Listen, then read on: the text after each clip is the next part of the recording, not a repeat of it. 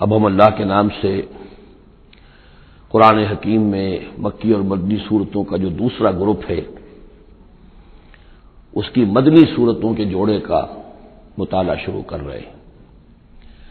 مکیات اس دوسرے گروپ میں دو ہیں، سورۃ الانعام، سورۃ الاعراف، جن کا مطالعہ ہم کر چکے ہیں، اور میں نے ابتدا ہی میں عرض کیا تھا کہ یہ گروپ اس اعتبار سے متوازن ہے کہ اس میں دو ہی صورتیں مکی ہیں، دو ہی مدنی ہیں۔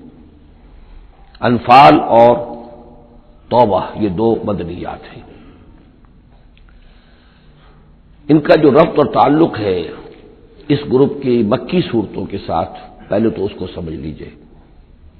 ہم دیکھ چکے ہیں سورہ انعام اور اعراف میں کہ ان میں اتمام حجت ہوا ہے بنو اسماعیل پر یا مشرکین عرب پر۔ اس اتمام حجت کے بعد اللہ کا جو ہمیشہ سے ضابطہ اور قاعدہ رہا ہے، قانون رہا ہے کہ کسی رسول کے بھیجے جانے کے بعد اور اس کی جانب سے اتمام حجت کے کیے جانے کے بعد بھی اگر کوئی قوم کفر پر اڑی رہے بحیثیت مجموعی تو اس پر عذاب الہی آتا ہے، عذاب استیصال۔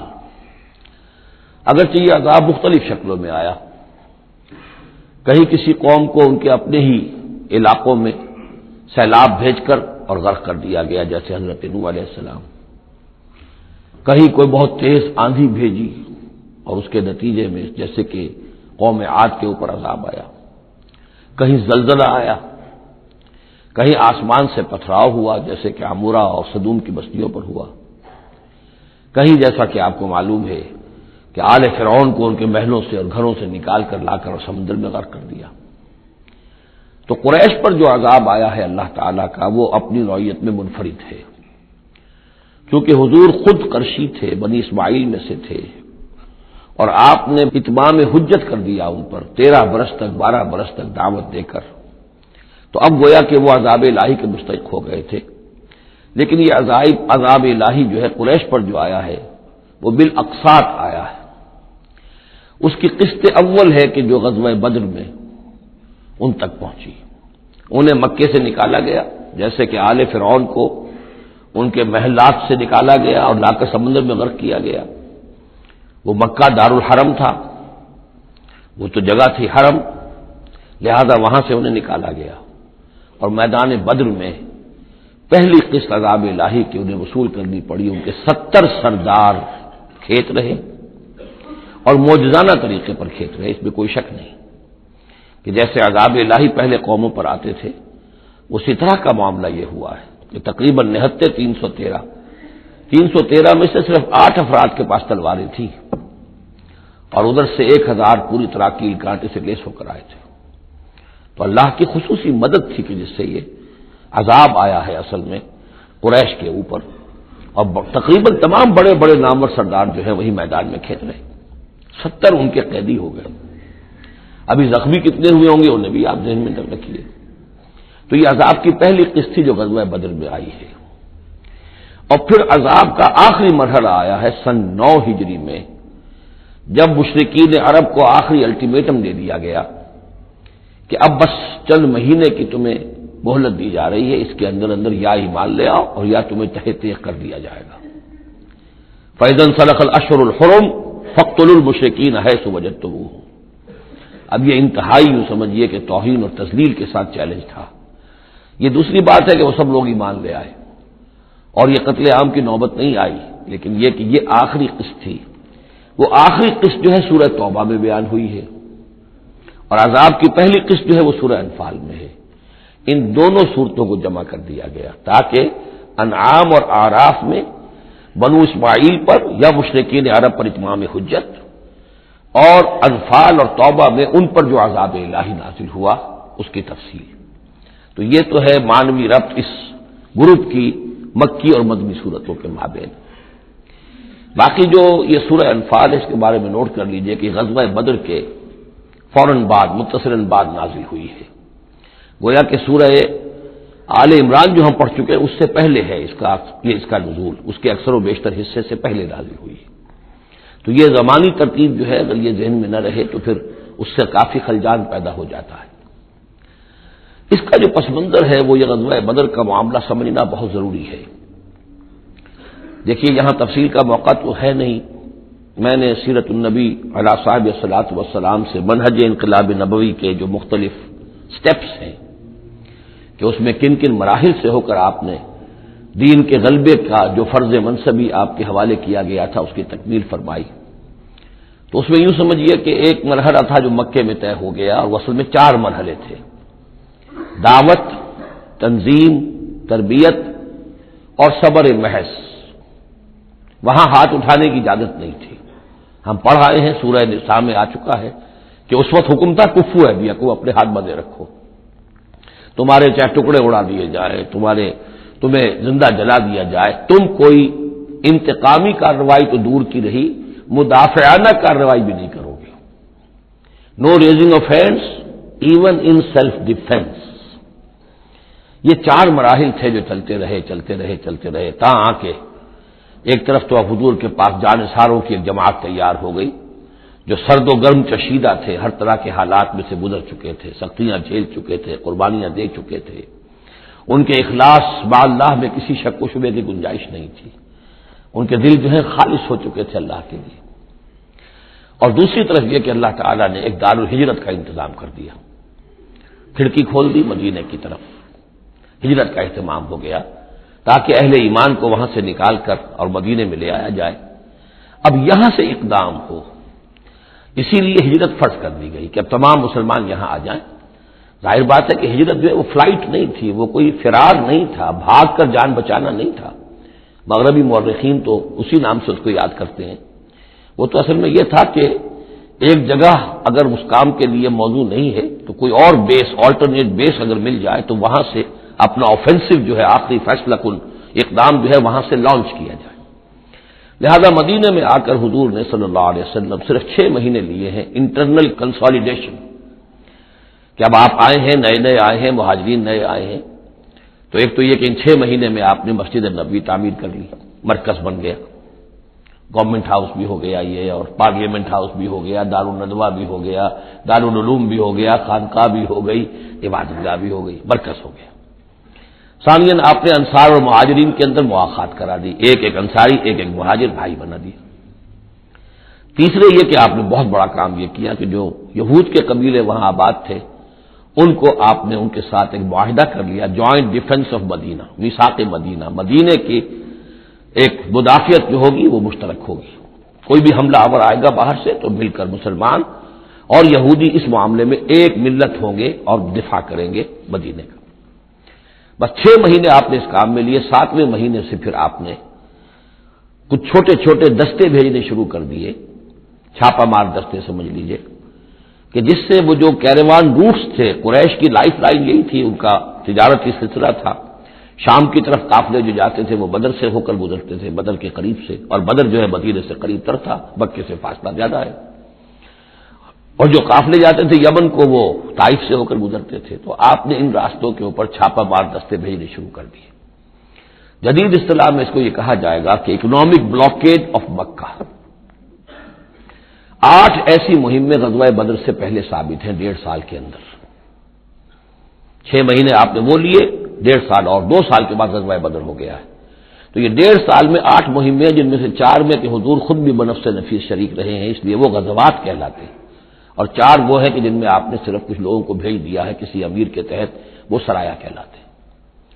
تو یہ جو صورتحال ہوئی، اور اس میں یہ بھی ہوا کہ حضور جہاں جاتے تھے خود تو وہاں کے قبائل سے آپ معاہدے کر لیتے تھے۔ اب یا تو وہ دو قبائل جو تھے مقامی، پہلے تو وہ قریش کے حلیف تھے، اب یا تو وہ حضور کے حلیف ہو گئے، مسلمانوں کے حلیف ہو گئے، تو قریش کی طاقت کم ہوئی، مسلمانوں کی بڑھ گئی، یا یہ ہے کہ وہ نیوٹرل ہو گئے کہ ہم نہ قریش کی مدد کریں گے آپ کے خلاف، نہ آپ کی مدد کریں گے قریش کے خلاف، نیوٹرل ہو گئے۔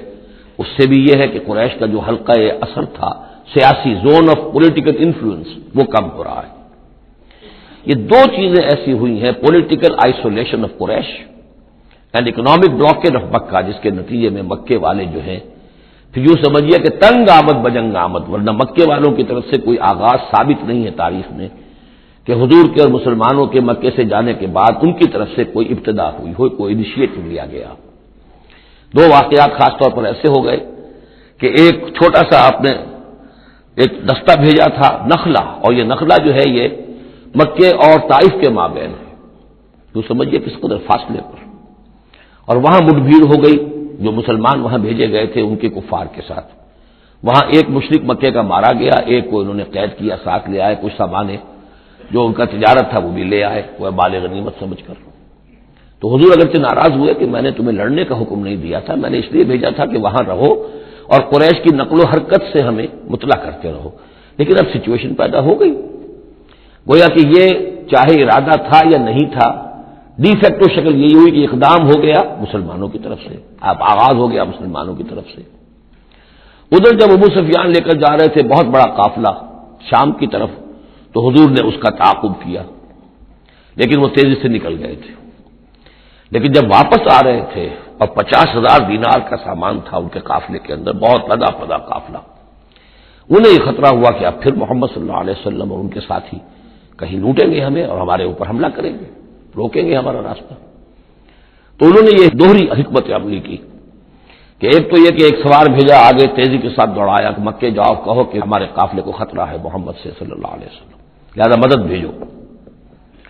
اور ادھر یہ کیا کہ وہ عام راستہ جو تھا جو بدر سے ہو کر گزرتا تھا اسے چھوڑ کر ساحل سمندر کے ساتھ ساتھ نیچے سے ہو کر وہ نکل بھی گئے۔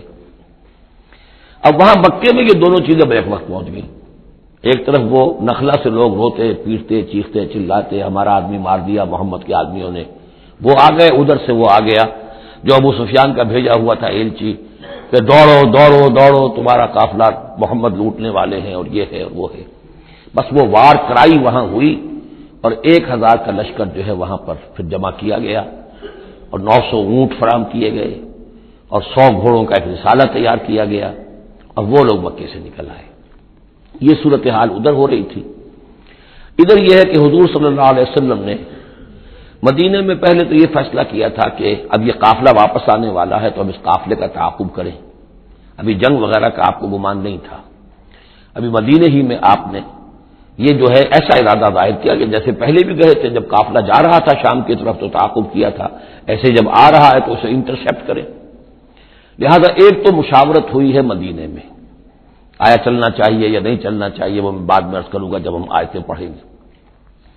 پھر جب کچھ لوگ نکل آئے اور یہ نہیں سمجھا گیا تھا کہ کوئی جنگ ہونی ہے، کوئی بڑا لشکر آ رہا ہے، اس وقت تک اطلاع نہیں تھی، اسی لیے بس جو جس کے ہاتھ میں آیا، کسی کے پاس نیزہ تھا، کسی کے پاس کچھ اور تھا، تلواریں 8 تھیں، گھوڑے کل 2 تھے، وہ چل پڑے۔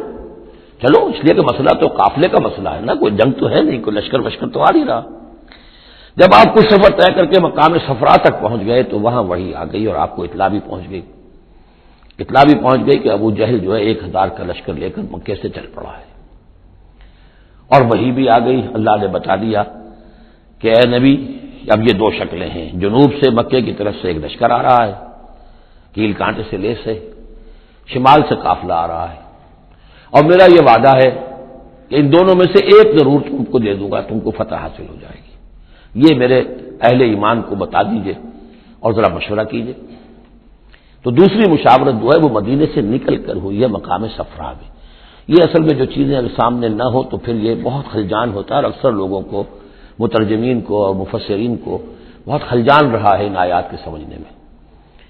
اور اس کے علاوہ جو ایک خلجان رہا ہے وہ یہ رہا ہے کہ ایک دور ہم پر ایسا گزرا ہے انگریز کے حکومت کے زمانے میں، اور خاص طور پر جب نئی نئی مغربی سائنس اور مغربی تہذیب کا ہم پر حملہ ہوا ہے، تو چونکہ مغرب کے لوگوں نے یہ کہا کہ یہ اسلام تو تلوار سے پھیلا، بوئے خون آتی ہے اس قوم کے افسانوں سے، تو ہمارے ہاں کچھ مخلص لوگ تھے، نیک لوگ تھے جو چاہتے تھے کہ اسلام کو اور حضور صلی اللہ علیہ وسلم کی سیرت کو بچائیں، اس کی دفاع کریں۔ ان کا نہیں اسلام تلوار سے نہیں پھیلا، حضور نے تو جو جنگیں کی تھی وہ صرف مدافعانہ تھیں، ان کے اوپر جنگ ٹھوس دی گئی تھی اور آپ نے کوئی اقدام نہیں کیا۔ اور ان میں سب سے بڑا کام کیا ہے ہندوستان میں مولانا علامہ شبلی نعمانی رحمۃ اللہ علیہ نے، میں ان کا نام ادب سے لوں گا اس لیے کہ سر سید احمد کے زیر اثر تھے، اور وہ جو جدید جو ابھی آیا تھا، جو مغربی افکار و خیالات اور تہذیب اور تمدن اور ویلیوز اور نظریات کا جو ریلا آیا تھا، اس کا مقابلہ کرنا آسان کام نہیں تھا۔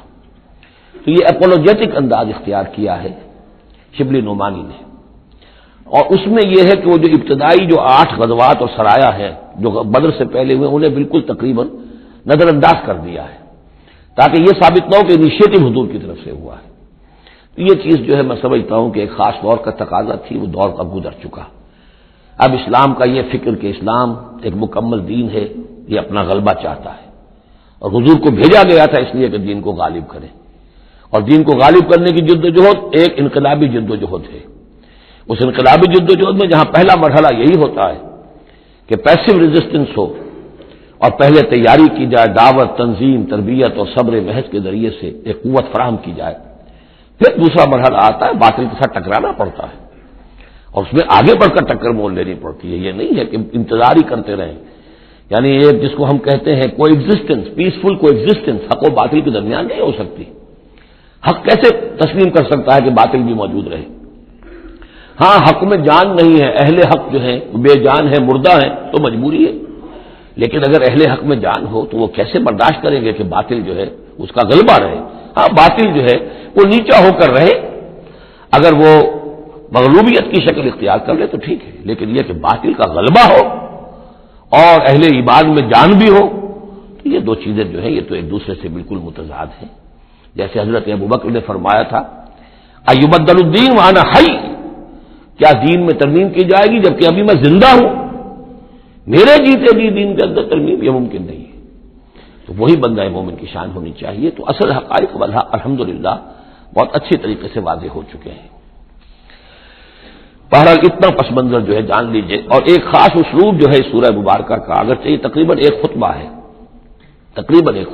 مسلسل 10 رکوع ہے، لیکن اس میں ایک خاص مسئلے کو نکال کر پہلے شروع میں لے آئے ہیں۔ اس کی بحث آئے گی تقریباً وسط میں جا کر، لیکن اس اسلوب کو یہاں نوٹ کر لیجئے، وہ اس لیے کہ یہی اسلوب ہے جس سے ہمیں سمجھنے میں مدد ملے گی۔ سورہ توبہ کے جو ترتیب مضامین ہے وہاں بھی بہت اشکال ہے، اور بہت سے مترجمین کو جدید دور کے جو زیادہ محنت نہیں کر سکے ہیں، بس ترجمہ مکمل کرنا انہوں نے اپنے پیش نظر رکھ لیا، تفسیر مکمل کرنی ہی ہے، لہذا وہ تیزی کے ساتھ وہ دقت نظر کا ثبوت نہ دے سکے تو اس میں بڑے خلجان پیدا کر دیے۔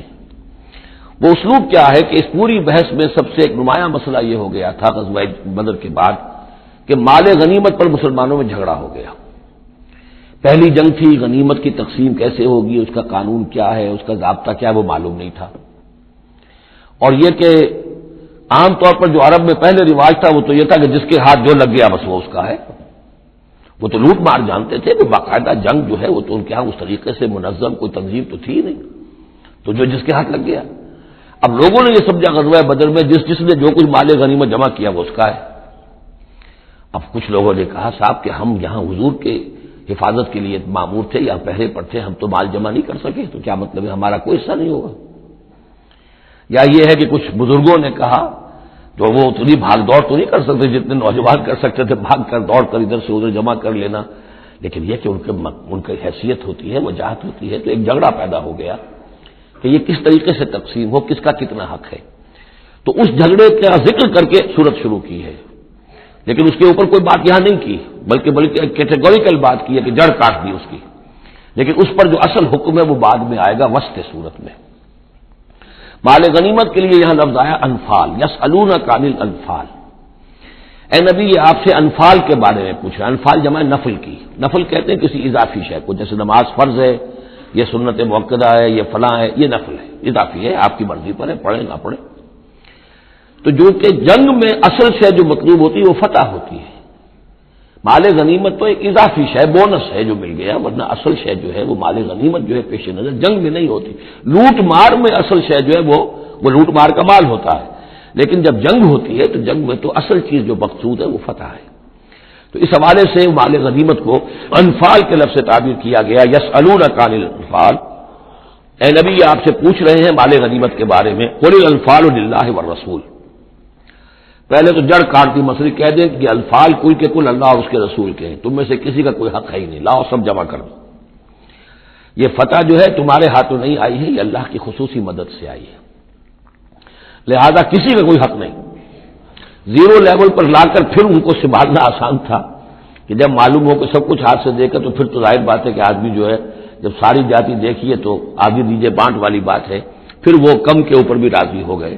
لیکن پہلا مسئلہ یہی تھا، قل الانفال للہ والرسول واتقوا اللہ، اللہ کا تقوی اختیار کرو، واصلحوا ذات بینکم، اور اپنے آپس کے معاملات کو درست کرو، واطیعوا اللہ ورسولہ، اور اللہ اس کے رسول کی اطاعت کرو ان کنتم مومنین اگر تم مومن ہو. گویا کہ جڑ ہی کاٹ دی, کسی کا کوئی حق اس میں ہے ہی نہیں, یہ سب اللہ اس کے رسول کے لیے یعنی اسلامی ریاست کے لیے. اب یہاں جو آگے آیات آ رہی ہیں بڑی اہم ہے. بندہ مومن کی شخصیت کا جو حیولہ ہے اور بندہ مومن کی جو تعریف ہے جامع ترین اور مختصر ترین الفاظ میں یہ آئی ہے سورہ حجرات میں. اس کے دو حصے ہیں.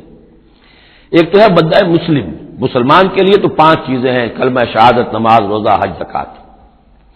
لیکن حقیقی مومن کے لیے اس میں 2 اضافی چیزیں شامل کرنی پڑیں گی. وہ کیا ہیں؟ دلی یقین اور عملی جہاد. بندہ مومن کی شخصیت کے اندر یہ 2 رخ اور ہونے چاہیے. جو صرف مسلمان ہے, کلمہ شہادت, نماز, روزہ, حج, زکات.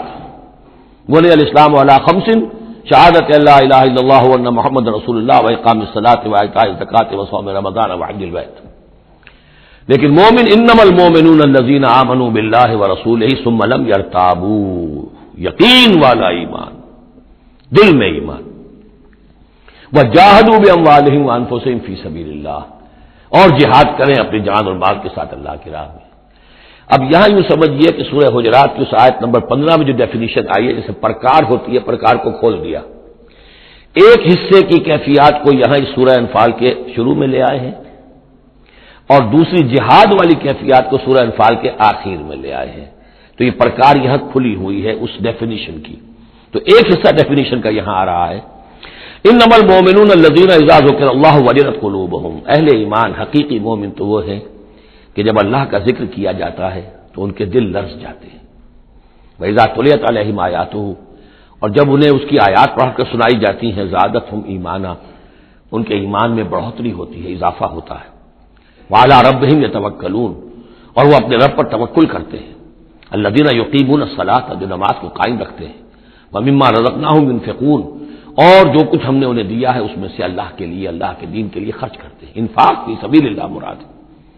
اولئک هم المؤمنون حقا, یہ وہ لوگ ہیں جو سچے مومن ہیں, حقیقی مومن ہیں. لیکن نوٹ کر لیجئے یہ بھی ابھی آدھی ڈیفینیشن آئی ہے, اس سورہ مبارکہ کے آخر میں آئے گی اور وہاں جا کے پھر یہی الفاظ آئیں گے. یہ آیت نمبر 74 ہے. والذین آمنوا وہاجروا وجاہدوا فی سبیل اللہ والذین آووا ونصروا اولئک هم المؤمنون حقا لهم مغفرۃ ورزق کریم. اس کے بعد ایک آیت اور بعد میں ہے, سورت ختم ہو جاتی ہے. تو لاسٹ بٹ 1 آیت اور ادھر پہلی کے بعد دوسری, ان 2 جگہ پر ایمان کے حقائق کو تقسیم کر کے, پرکار کو کھول کر, گویا کہ پوری سورت کو ان 2 کے درمیان میں لے لیا گیا ہے, گود میں لے لیا گیا ہے. ایمان کی ڈیفینیشن کے یہ 2 حصے جو ہیں ان کی گود میں. اب یہاں سے پھر شروع ہو رہا ہے غزوہ بدر کا. کما اخرجک ربک من بیتک بالحق, جیسے کہ نکالا آپ کو اے نبی آپ کے رب نے آپ کے گھر سے حق کے ساتھ. یعنی آپ کا یہ بدر کی طرف روانہ ہونا جو ہے یہ اللہ تعالیٰ کی ایک اسکیم کا حصہ تھا, اللہ کی اپنی ایک تدبیر ہے. وَإِنَّ فَرِيقًا مِّنَ الْمُؤْمِنِينَ لَكَارِهُونَ, اہل ایمان میں سے کچھ لوگ اسے پسند نہیں کر رہے تھے. یہ کون لوگ تھے؟ یہ ہے وہ پہلی مشاورت جو مدینہ ہی میں ہوئی ہے. ان میں ظاہر بات ہے مدینہ میں منافق بھی تھے جن کا خیال یہ تھا لڑنے بھیڑنے کا, لوٹ مار کرنے کا, یہ کوئی فائدہ ہے بھلا, بس تبلیغ کرنی چاہیے, اچھی بات کہنی چاہیے, نیک بات کہنی چاہیے. یہ کیا طریقہ ہے؟ منافقین کا ایلیمنٹ موجود تھا جو اس کو پسند ہی نہیں کرتے تھے, اس لیے کہ جنگ کا سلسلہ چل نکلا تو ہمیں بھی جانا پڑے گا, ہماری جان اور مال کے اوپر بھی آنچ آئے گی. تو نپ دی ایول ان دی بڈ, اس سے تو بہتر ہے کہ اس کو یہیں پر ختم کرو. اس اعتبار سے ویسے بھی کچھ انسانی فطرت ایسی ہوتی ہے, کچھ نیک سرشت لوگ بھی ہوتے ہیں کہ آخر اس سے کیا فائدہ نکلے گا. ابھی کوئی خاص جو ہے قریش کی طرف سے تو اقدام ہوا نہیں تھا, ہم آگے بڑھ کر جو ہے یہ جو بات اقدام کر رہے ہیں تو آخر اس کا فائدہ کیا ہے. تو یہ اس قسم کی باتیں اس وقت کہی گئیں. ان فریقا من المؤمنین لکارہون, اب یہ مومنین ان میں سے اہل نفاق بھی ہو سکتے ہیں اور سادہ لوگ اور نیک دل جو مسلمان ہیں وہ بھی ہو سکتے ہیں. یجادلونک فی الحق بعد ما تبین کانما یساقون الی الموت وهم ينظرون, اور وہ جھگڑ رہے تھے آپ سے حق کے معاملے میں جبکہ بات ان پر بالکل واضح ہو چکی تھی. یہ دوسری آیت میرے نزدیک جو دوسری مشاورت ہوئی ہے مقام صفرا پر, اس سے متعلق ہے.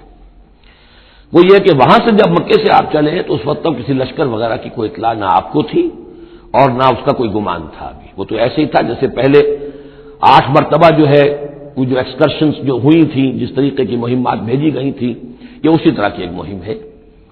لیکن یہ ہے کہ آگے چل کر جب آپ کچھ دور چل کے آ گئے تھے، یہاں آ کر جو ہے آپ کو وحی بھی آ گئی اور اطلاعات بھی مل گئی کہ صورتحال وہ ہو چکی ہے. ایک طرف نخلا سے روتے پیٹتے لوگ پہنچ گئے وہاں، دوسری طرف یہ کہ ادھر سے ابو سفیان کا جو ہے ایلچی پہنچ گیا چیختا چلاتا ہوا، اور 1000 کا لشکر لے کر ابو جہل نکل پڑا ہے بدر کی طرف. اب وہ بدر کی طرف آ رہا ہے، ادھر سے قافلہ بدر کی طرف آ رہا ہے شمال سے. اس وقت اللہ تعالیٰ نے فرمایا، اور یہ مشاورت جیسا کہ میں نے کہا تھا، جیسے کہ حضرت طالوت نے کی تھی، ایک آزمائش اپنی فوج کی کہ جو اس دریا میں سے پانی پیے گا، سیر ہو کر پیے گا، اس کا مجھ سے کوئی تعلق نہیں.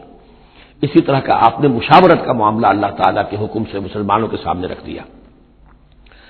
بعدما تبین کانما یساقون الی الموت، وہ لوگ ایسے محسوس کر رہے تھے جیسے انہیں دھکیلا جا رہا ہو موت کی طرف. وہم ینظرون، اور وہ دیکھ رہے ہوں. ظاہر بات ہے یہ کیفیت تو کٹر جو منافق تھے وہاں پر انہیں کی ہو سکتی تھی.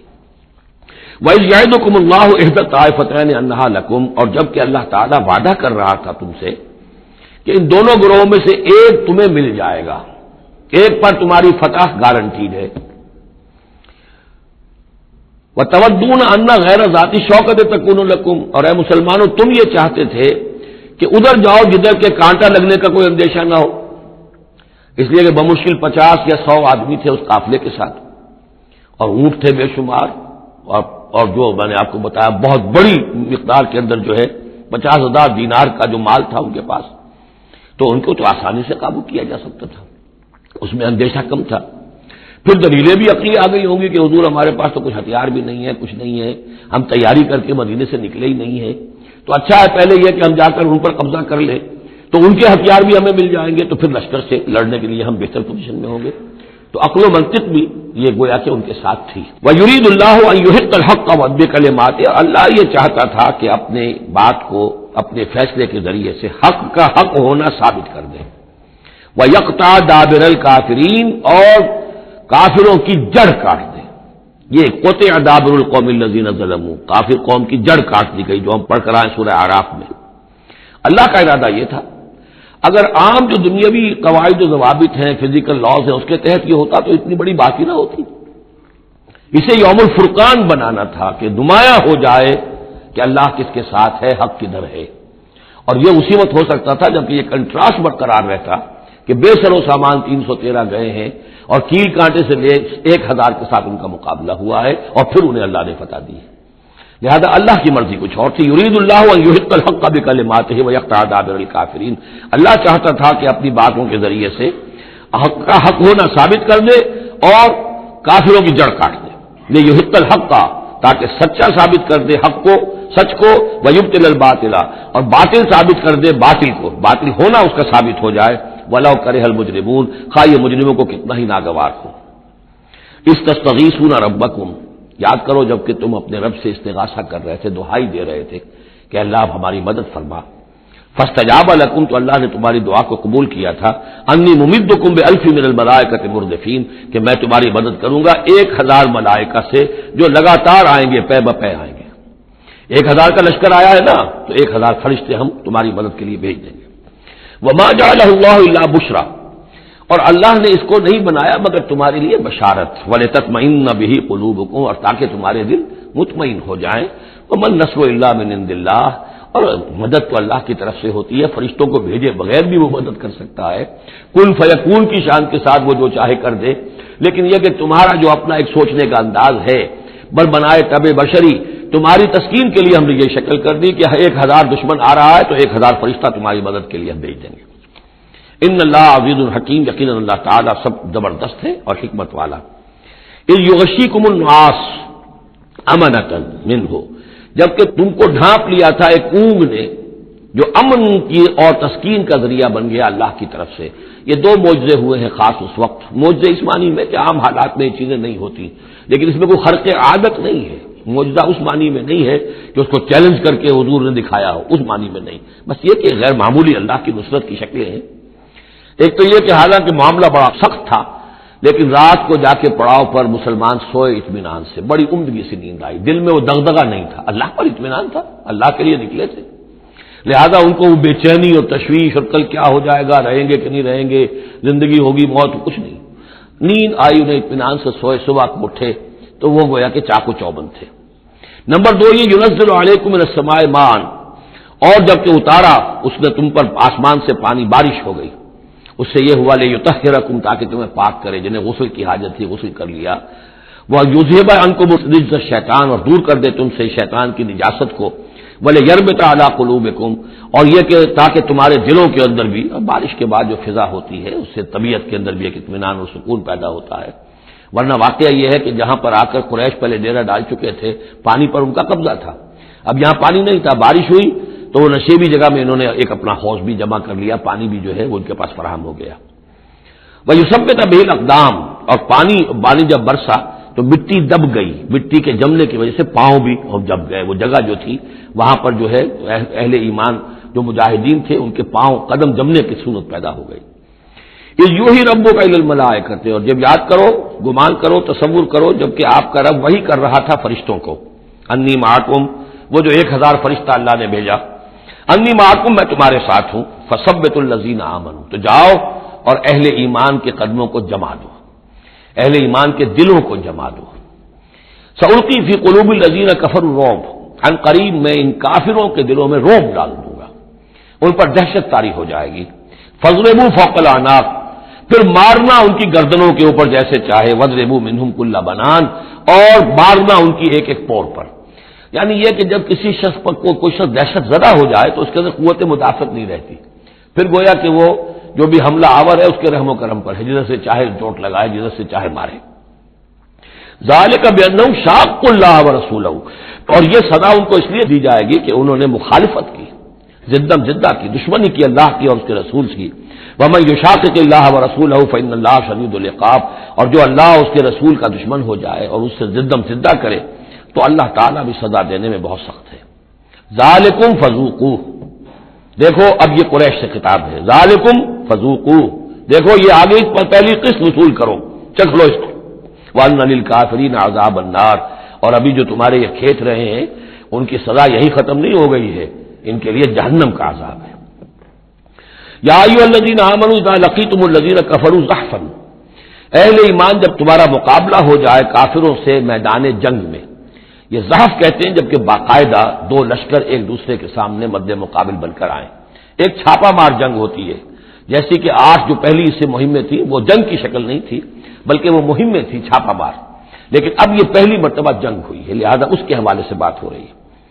یا ایھا الذین آمنوا اذا لقیتم الذین کفروا زحفا فلا تولوہم الادبار، تو تم ان کو پیٹھ مت دکھاؤ، پیٹھ مت موڑو، مطلب یہ کہ کھڑے رہو، ڈٹے رہو، مقابلہ کرو، جان چلی جائے لیکن یہ کہ پیچھے قدم نہ ہٹے. وَمَن يُوَلِّهِمْ يَوْمَئِذٍ دُبُرَهُ، اور جو کوئی بھی اس روز اپنی پیٹھ دکھا دے گا یعنی میدان جنگ سے بھاگے گا. 2 استثناءات کے ساتھ، الا متحرفا لقتال، سوائے اس کے کہ یا تو وہ کوئی داؤ لگا رہا ہو جنگ کے لیے، جیسے 2 آدمی بھی جنگ کرتے ہیں اور تلوار اور اس کے ساتھ، تو کوئی ذرا ادھر ہٹتا ہے، پیچھے کو ہٹتا ہے، وہ بھاگنا نہیں ہوتا بلکہ وہ تو در حقیقت ایک ٹیکٹیکل موو ہے، وہ تو ایک اپنے داؤ کے لیے ذرا پیچھے ہٹنا، اب اس وقت میسرہ کو پیچھے کر لیا جائے اور جو میمنہ ہے اسے آگے بڑھایا جائے، یہ بات اور ہے.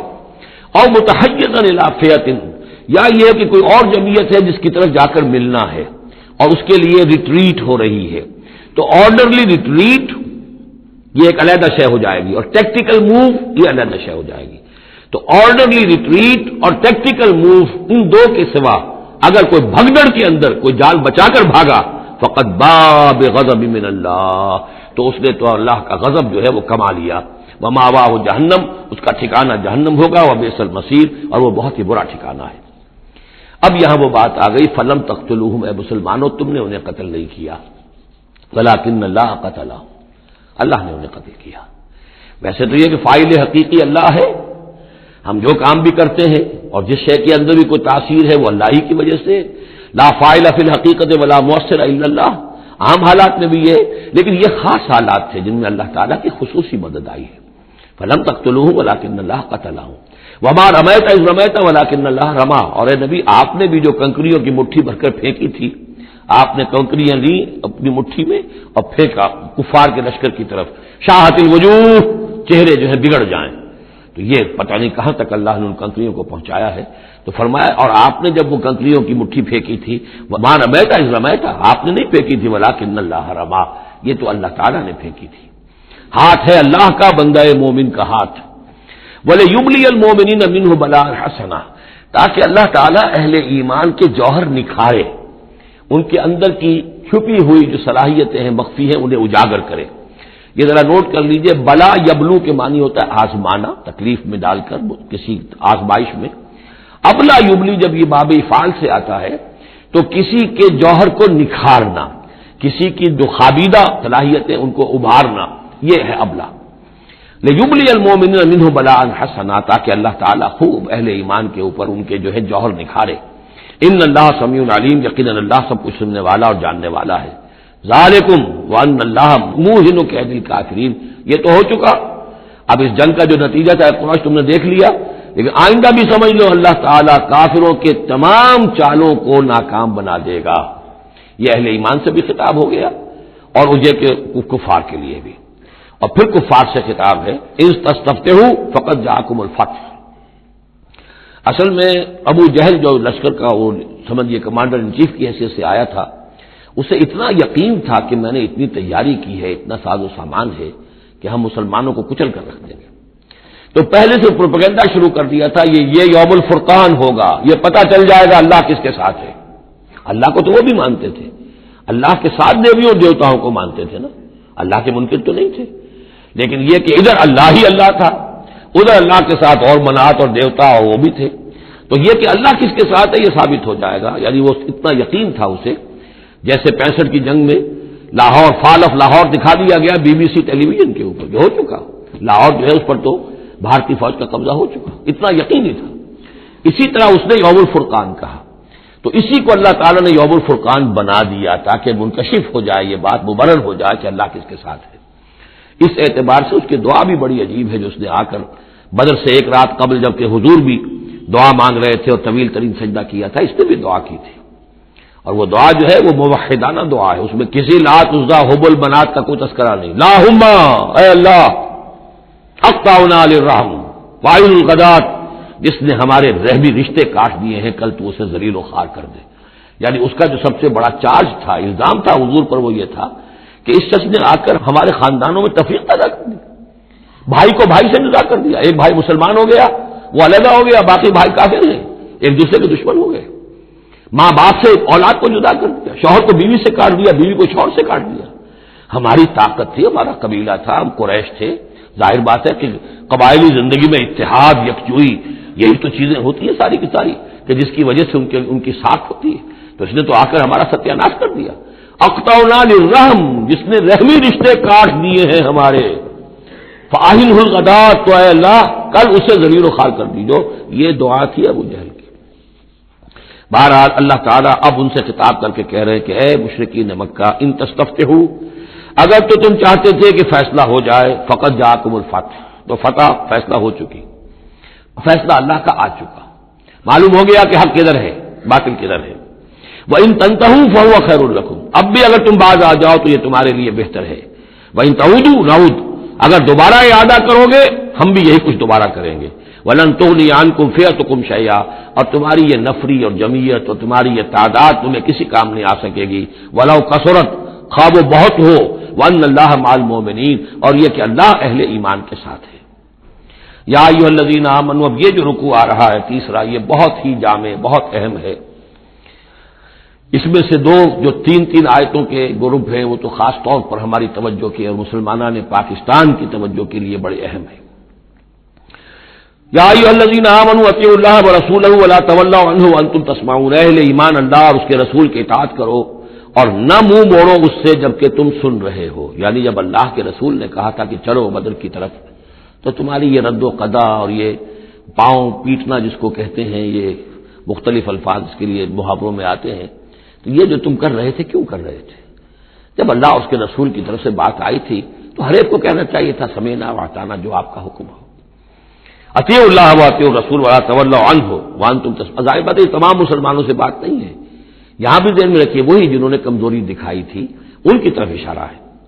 ولا تکونوا کالذین قالوا سمعنا وهم لا يسمعون، ان لوگوں کے مانند نہ ہو جاؤ جو کہتے ہیں کہ ہم نے سن لیا، حقیقت میں وہ سنتے نہیں ہیں.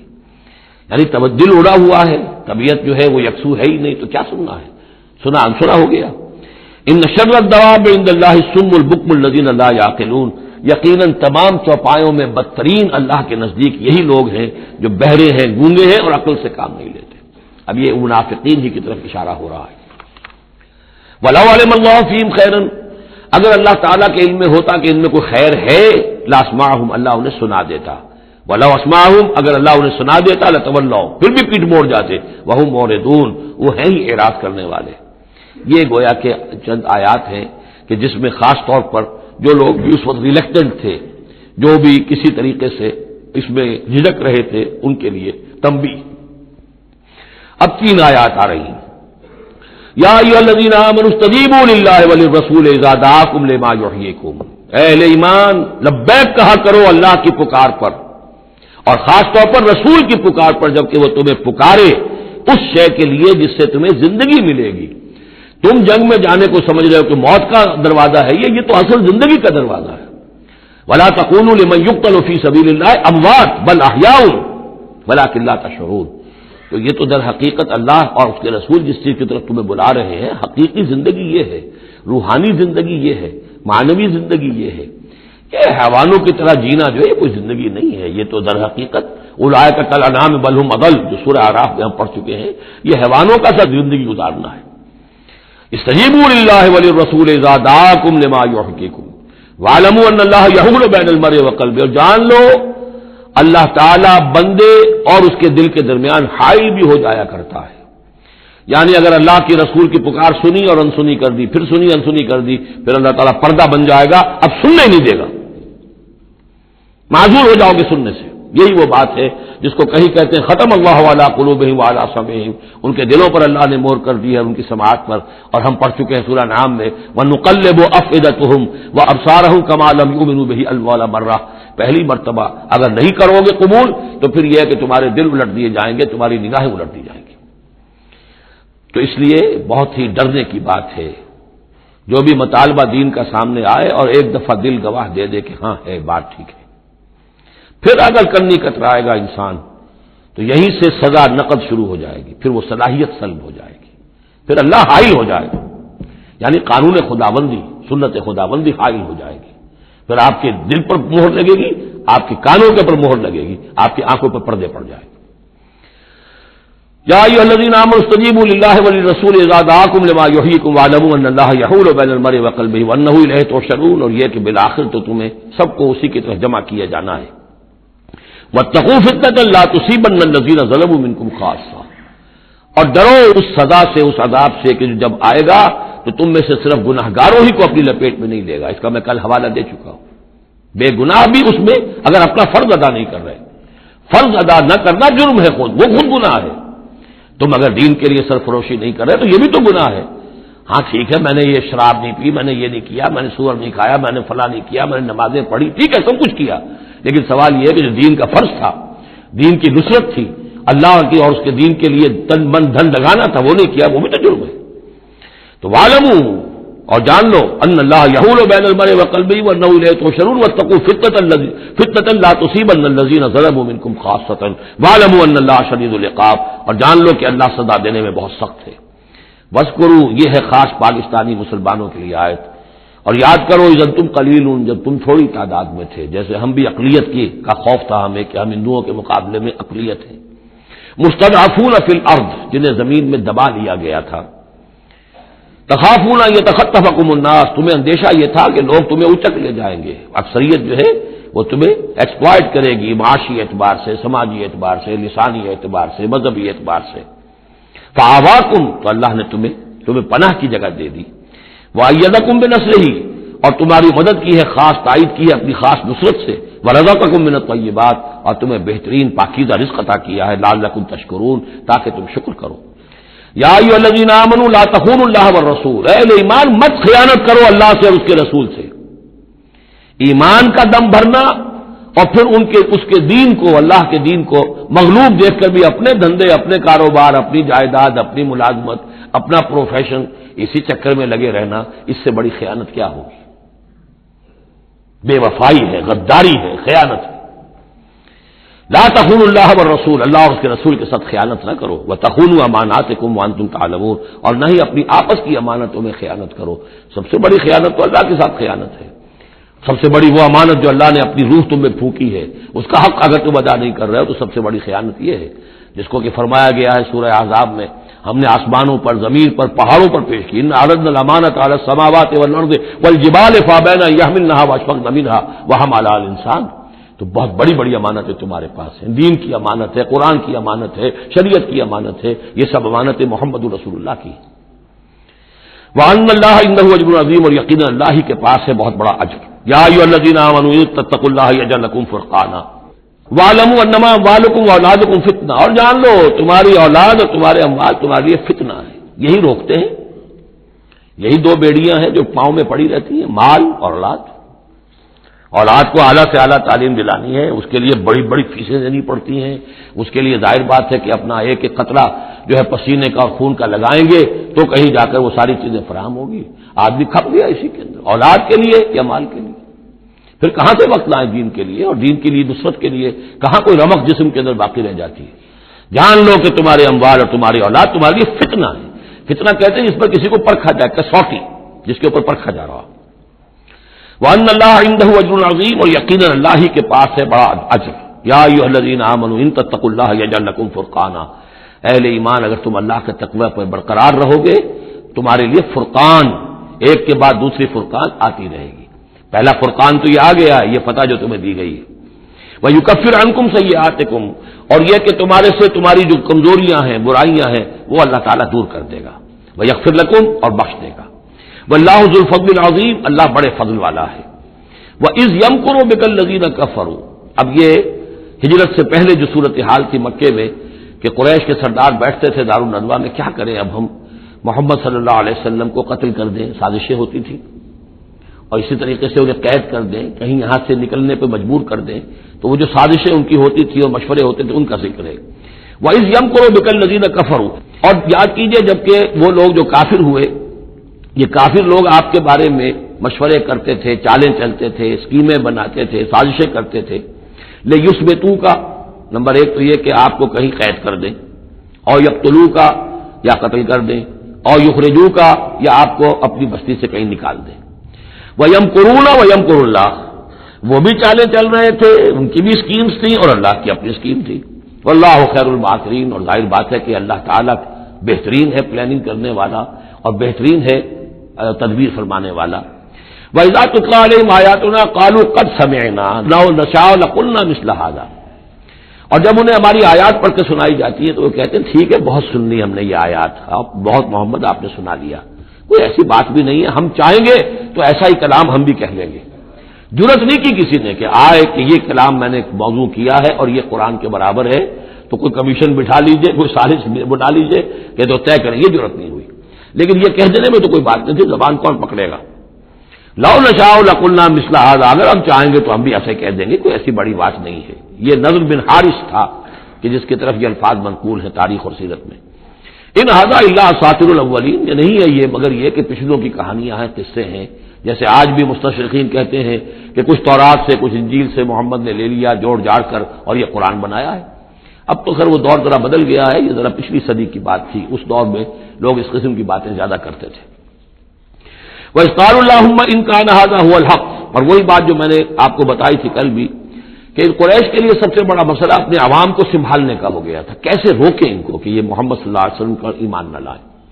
اس کے لیے جو اور تدبیریں وہ کرتے تھے اسی کی طرح کی ایک تدبیر کا ذکر آ رہا ہے۔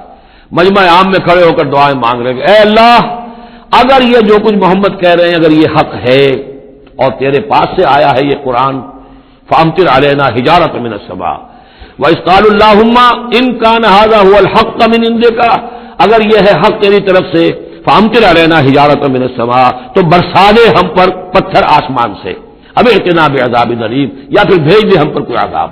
اب عذاب آیا نہیں، دیکھ لو، اس کا مطلب یہ کہ یہ محمد جھوٹے ہیں صلی اللہ علیہ وسلم۔ ہم نے تو کہہ دیا، اللہ کو پکار کر کہہ دیا، ہو سکتا ہے کبھی کعبے کے پردے پکڑ پکڑ کر کہا ہو اسی طریقے سے، تاکہ پورا یقین ہو جائے، کسی درجے میں بھی ہمارے عوام کے اندر کوئی وسوسہ، کوئی دغدغہ باقی نہ رہے۔ وَمَا كَانَ اللَّهُ لِيُعَذِّبَهُمْ، اور اللہ تعالیٰ انہیں عذاب نہیں دے سکتا تھا، اللہ کے لیے ممکن نہیں تھا کہ ان پر عذاب بھیجتا، وَأَنْتَ فِيهِمْ، جبکہ ابھی اے محمد آپ ان کے مابین موجود تھے۔ ہجرت سے پہلے معاملہ نہیں ہوا کرتا یہ، اللہ اپنے رسول کو ان کے ساتھی اہل ایمان کو نکال لیتا ہے، اس کے بعد کوئی عذاب اس نوعیت کا آتا ہے جس نوعیت کا وہ عذاب مانگ رہے تھے۔ وَأَنْتَ فِيهِمْ وَمَا كَانَ اللَّهُ مُعَذِّبَهُمْ، اللہ ان کو عذاب دینے والا نہیں تھا، وَهُمْ يَسْتَغْفِرُونَ، جبکہ وہ استغفار بھی کر رہے تھے۔ یعنی اسی مکے میں عوام الناس بھی تو تھے، سادہ لوگ بھی تو تھے، وہ استغفار بھی کرتے تھے، تلبیہ بھی پڑھتے تھے، لبیک اللہم لبیک لبیک اللہم لبیک، یہ بھی تو کرتے تھے، اللہ کو بھی پکارتے تھے۔ تو بڑا گڑبڑ سا معاملہ تھا، جب تک کہ اللہ تعالیٰ یمیز الخبیث من الطیب کر نہ دے، اس وقت تک اس طرح کا معاملہ اللہ تعالیٰ کے لیے درست نہیں تھا۔ وَمَا لَهُمْ أَلَّا يُعَذِّبَهُمْ، باقی وہ عذاب کے پورے طور سے مستحق تو ہو چکے ہیں، اور کیا ہے وہ کون سی رکاوٹ ہے ان کے لیے؟ مَا لَهُمْ أَلَّا يُعَذِّبَهُمُ اللَّهُ، کہ اللہ تعالیٰ ان کو عذاب نہ دے، وَهُمْ يَصُدُّونَ عَنِ الْمَسْجِدِ الْحَرَامِ، جبکہ وہ روک رہے ہیں مسجد حرام سے لوگوں کو، وَمَا كَانُوا أَوْلِيَاءَهُ، اور حقیقت میں یہ اس کے متولی نہیں ہے، یہ اس کے مختار نہیں ہے، یہ اس کے ساتھی نہیں ہے۔ ان اولیاءہ الا المتقون، اس اللہ کے گھر کے تو ولی اور اس کے جو اصل مجاور کہہ لیجئے یا متولی کہہ لیجئے، وہ تو ہوں گے متقی لوگ جو اللہ کا تقوی رکھتے ہوں، اللہ کی بندگی کرتے ہوں، ولکن اکثرهم لا يعلمون، لیکن ان کی اکثریت علم نہیں رکھتی۔ وما كان صلاتهم عند البيت، اور انہوں نے جو نماز کا حلیہ بگاڑا ہے، نہیں ہے ان کی نماز بیت اللہ کے پاس الا مقام و تصدیہ، سیٹیاں بجاتے ہیں، تالیاں پیٹتے ہیں، یہ ان کی نماز رہ گئی ہے۔ طواف کرتے تھے تو اس میں سب سے اونچا طواف تھا برہنہ طواف، اور نماز جو تھی ان کی وہ یہ تھی، سیٹیاں بجاتے ہوئے۔ جیسے کہ آپ کو معلوم ہے کہ بعض علاقوں میں مسجدوں کے اندر جب وہ میلاد کی محفلیں ہوتی ہیں تو اس کے اندر ڈھول اور ڈھمک کا، یہ میں نے سنا ہے کہ خاص طور پر افریقہ کے بعض ممالک میں کام ہوتا ہے۔ یہ اللہ کا شکر ہے اس حد تک کم سے کم یہ کہ بر عظیم پاک و ہند کے اندر جو بھی صورت ہوئی ہے وہ یہ مسجد کے اندر یہ خرافات نہیں ہوئی ہے، باقی باہر ہو رہی ہے جو بھی ہو رہی ہے۔ تو انہوں نے نماز کی بھی شکل یہ بنا دی تھی، فذوقوا العذاب بما کنتم تکفرون، تو اب چکھو مزہ عذاب کا اپنے کفر کی پاداش میں۔ ان الذین کفروا ينفقون اموالهم ليصدوا عن سبیل اللہ، ظاہر بات ہے یہ لشکر آیا تھا تو اس کے لیے بھی تو لاؤ لشکر تیار کرنا پڑا تھا نا، ساز و سامان، 900 اونٹ، 1000 آدمیوں کے لیے راشن بھی چاہیے تھا، مکے سے چل کے مدینے تک آنا ہے، جنگ میں رہنا ہے، تو یہ 10 اونٹ روزانہ جو ہے ذبح ہو رہے تھے اس فوج کے لیے۔ تو یہ سارا جو انفاق کیا ہے کچھ لوگوں نے کیا ہے نا، جو باطل کے لیے انفاق کر رہے تھے، شیطان کے لیے، وہ حزب الشیطان جو ہے، آخر وہ بھی تو مجاہد تھے، وہ مجاہد تھے فی سبیل الشیطان، فی سبیل الشرک۔ تو جو خرچ کر رہے ہیں اپنے مال لیصدوا عن سبیل اللہ، تاکہ لوگوں کو روک سکے اللہ کے راستے سے، فسينفقونها، وہ اور بھی خرچ کریں گے، ابھی انہیں اور بڑے لشکر تیار کرنے پڑیں گے، ثم تكون عليهم حسرة، پھر یہ سب ان کے لیے ایک حسرت بن جائے گی۔ سب کچھ مال بھی ہم نے لگا دیا، ساری جانیں ہم نے گنوا دی، کچھ نہ ہوا، محمد کا بال بھی کا نہ کر سکے صلی اللہ علیہ وسلم، اللہ کا دین تو جا الحق وزهق الباطل ان الباطل كان زهوقا، ایک وقت آئے گا کہ اللہ کا دین جو ہے غالب ہو جائے گا۔ ثم یغلبون، پھر وہ مغلوب ہو کر رہیں گے، والذین کفروا الی جہنم یحشرون، اور جو ان میں سے کافر ہوں گے، جو اس وقت ایمان لے آئیں گے اللہ تعالیٰ ان کو معاف فرما دے گا، اور جو کفر پر اڑے رہیں گے وہ جہنم کی طرف گھیر کر لے جائے جائیں گے۔ لیمیز اللہ الخبیث من الطیب، یہ بات جو ہے سورہ آل عمران میں بھی آئی، تاکہ اللہ تعالیٰ پاک کو ناپاک سے علیحدہ کر دے، ممیز کر دے، وَيَجْعَلَ الْخَبِيثَ بَعْضَهُ عَلَى بَعْضٍ، اور جو ناپاک ہے اس کو ایک دوسرے کے اوپر سٹیک کرتا چلا جائے، فَيَرْكَمُهُ، اس کا ڈھیر کر دے جميعاً، اور ان کو سب کو فَيَجْعَلَهُ فِي جہنم، اور سب کو پھر جہنم میں جھونک دے۔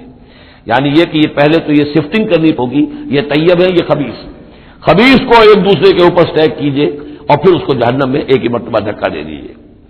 لیمیز اللہ الخبیث من الطیب ویجعل الخبیث بعضه علی بعض فیرکمہ جمیعا فیجعلہ فی جہنم اولئک هم الخاسرون، یقیناً یہی لوگ ہیں خسارے پانے والے۔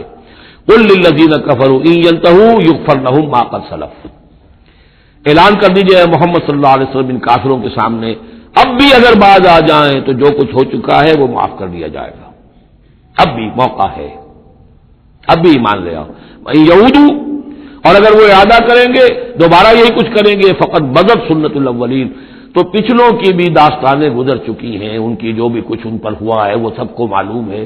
اب ظاہر بات ہے کہ وہ مکی قرآن تو نازل ہو چکا تھا، سورہ اعراف بھی نازل ہو چکی، سورہ نام بھی نازل ہو چکی، جو کچھ ہوا ہے قوم ہود کے ساتھ، قوم صالح کے ساتھ، قوم شعیب کے ساتھ، اس ساری داستانیں تو تھی، فقط مدد سنت الاولین، اگلوں کا جو طریقہ اور راستہ تھا وہ تو گزر چکا ہے، وہ سب کے سامنے آ چکا ہے۔ وَقَاتِلُوهُمْ حَتَّىٰ لَا تَكُونَ فِتْنَةٌ وَيَكُونَ الدِّينُ كُلُّهُ لِلَّهِ۔ یہ سورہ بقرہ میں بھی آیت آئی تھی اور اب آئی ہے اضافی شان کے ساتھ، یعنی اے مسلمانوں اب تمہاری یہ دعوت و تحریک جو ہے یہ اس مرحلے میں داخل ہو گئی، آرمڈ کانفلکٹ۔ اب یہ 15 برس کے بعد حضور نے جب دعوت کا آغاز کیا ہے مکے میں، اس کے بعد سے 15 برس گزر چکے، اب وہ دعوت، تنظیم، تربیت، صبر محض کا دور ختم ہوا، پیسو ریزسٹنس کا دور ختم ہوا، اب ایکٹیو ریزسٹنس کی محمد نے صلی اللہ علیہ وسلم اقدام کیا، اور اقدام کے نتیجے میں آخری اور چھٹا مرحلہ آ گیا، یعنی عام کانفلکٹ۔ اب تلوار سے ٹکرا چکی، اب تمہاری تلواریں نیام میں نہیں جائیں گی جب تک کام مکمل نہ ہو جائے، اور کام کی تکمیل کیا ہے؟ فتنہ بالکل ختم ہو جائے۔ وَقَاتِلُوهُمْ حَتَّىٰ لَا تَكُونَ فِتْنَةٌ، فتنہ وہ کیفیت ہے کہ جس میں ایمان پر قائم رہنا، ایمان پر عمل کرنا مشکل ہو جائے۔ جب باطل کا غلبہ ہے تو ایک بندہ مومن کے لیے ایمان پر پوری طریقے سے کاربند ہونا مشکل ہے، لہذا اس صورتحال کو ختم کرو، یعنی اب دین کا غلبہ ہو جائے۔ حَتَّىٰ لَا تَكُونَ فِتْنَةٌ وَيَكُونَ الدِّينُ كُلُّهُ لِلَّهِ، دین بھی جزوی نہیں، کل کا کل دین اللہ ہی کے تابع آ جائے۔ فَإِنِ انتَهَوْا فَإِنَّ اللَّهَ بِمَا يَعْمَلُونَ بَصِيرٌ، پھر اگر وہ باز آ جائے تو جو کچھ وہ کر رہے ہیں اللہ اسے دیکھ رہا ہے۔ وَإِن تَوَلَّوْا، اور اگر پیٹھ موڑ لیں، وَاعْلَمُوا، تو اے مسلمانوں تم یہ جان لو، أَنَّ اللَّهَ مَوْلَاكُمْ، اللہ تمہارا مولا ہے، تمہارا ولی ہے، ساتھی ہے، مددگار ہے، پشت پناہ ہے۔ نعم المولا ونعم النصیر، کیا ہی اچھا ہے وہ حمایتی اور کیا ہی خوب ہے وہ مددگار۔ بارک اللہ لی ولکم فی القرآن العظیم ونفعنی وإیاکم بالآیات والذکر الحکیم۔